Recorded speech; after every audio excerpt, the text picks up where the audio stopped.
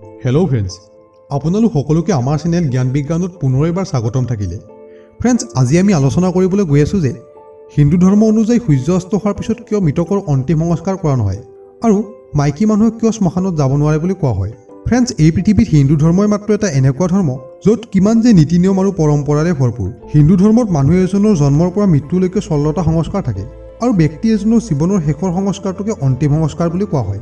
গুৰু পুৰাণ অনুসাৰে মানা হয় যে যিকোনো ব্যক্তি এজনৰ অন্তিম সংস্কাৰৰ পিছত ১৩ দিন পিছতে শৰীৰ নতুনকৈ শুদ্ধিকৰণ কৰা হয়। ঠিক একেদৰে এইখন পুৰাণত অন্তিম সংস্কাৰৰ সৈতে বহুত কিছুমান কথা কোৱা হৈছে।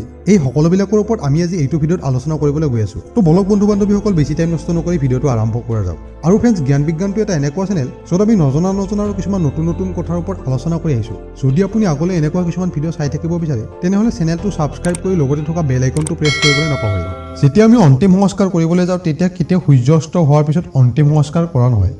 আৰু অকল এইটোৱে নহয়, গুৰু পুৰাণ অনুসাৰে ফুটা থকা এটা কলহত পানী ভৰাই মৃতকৰ চাৰিওফালে পৰিভ্ৰমণ কৰি অন্তিম সংস্কাৰ কৰা হয়। গুৰু পুৰাণ অনুসাৰে সূৰ্য অস্ত যোৱাৰ পিছত কেতিয়াও অন্তিম সংস্কাৰ কৰা নহয়। যদি কোনোবা ব্যক্তি এজনৰ মৃত্যু ৰাতি হৈছে তেনেহ'লে তাৰ অন্তিম সংস্কাৰ পিছৰ দিন ৰাতিপুৱাহে কৰিব লাগে। গুৰু পুৰাণ অনুসাৰে এইটো মানা হয় যে ৰাতি অন্তিম সংস্কাৰ কৰিলে মৃতক ব্যক্তিজনৰ আত্মাটো স্বৰ্গ অথবা নৰকত গৈ কষ্ট ভুগিব লগাত পৰে আৰু আগৰ জনমত তাৰ কিবা নহয় কিবা অংগত গৈ দোষ থাকে বুলি মানা হয়। এইকাৰণে সূৰ্য অস্ত হোৱাৰ পিছত কেতিয়াও অন্তিম সংস্কাৰ কৰা নহয়। আৰু কিয় ফুটা থকা কলহত পানী ভৰাই মৃতকৰ চাৰিওফালে পৰিভ্ৰমণ কৰা হয় আৰু শেষত গৈ এই কলহটো কিয় ভাঙি পেলোৱা হয়? মানা হয় যে মৃতক ব্যক্তিজনৰ শৰীৰৰ পৰা আত্মাৰ মোহ ভংগ কৰিবৰ বাবে শেষত গৈ কলহটো ভাঙি পেলোৱা হয়। আৰু ইয়াৰ আঁৰত আৰু এটা ৰহস্য আছে। মানা হয় যে মানুহৰ জীৱনটো মাটিৰ কলহত দৰে আৰু তাত থকা পানীবিলাক মানুহৰ আয়ুস বুলি মানা হয়। ইয়াৰ অৰ্থটো হ'ল এইটো যে তাত থকা আয়ুসৰূপী পানীবিলাক প্ৰত্যেকটো মুহূৰ্ততে টুপ টুপকৈ ওলাই গৈ আছে আৰু শেষত গৈ ব্যক্তি এজনে এই সকলোবিলাক এৰি পৰমাত্মাৰ তাত যাব লগা হয়। সেইবাবে ফুটা থকা কলহত পানী ভৰাই মৃতকৰ চাৰিওফালে পৰিভ্ৰমণ কৰি অন্তিম সংস্কাৰ কৰা হয়। আৰু আপুনি এইটো কথা লক্ষ্য কৰিছেনে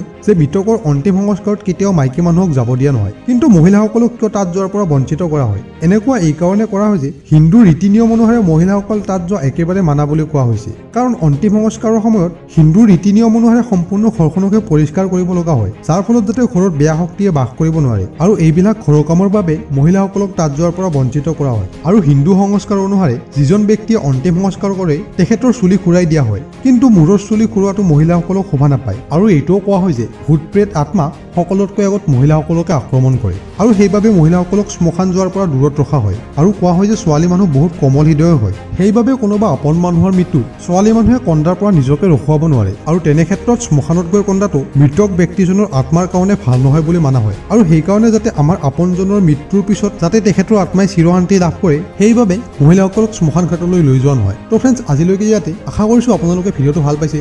যদি ভাল লাগিছে ভিডিঅ'টো লাইক কৰিব আৰু চেনেলটো ছাবস্ক্ৰাইব কৰি লগতে থকা বেল আইকনটো প্ৰেছ কৰিবলৈ নাপাহৰিব। ধন্যবাদ। জয় আই অসম।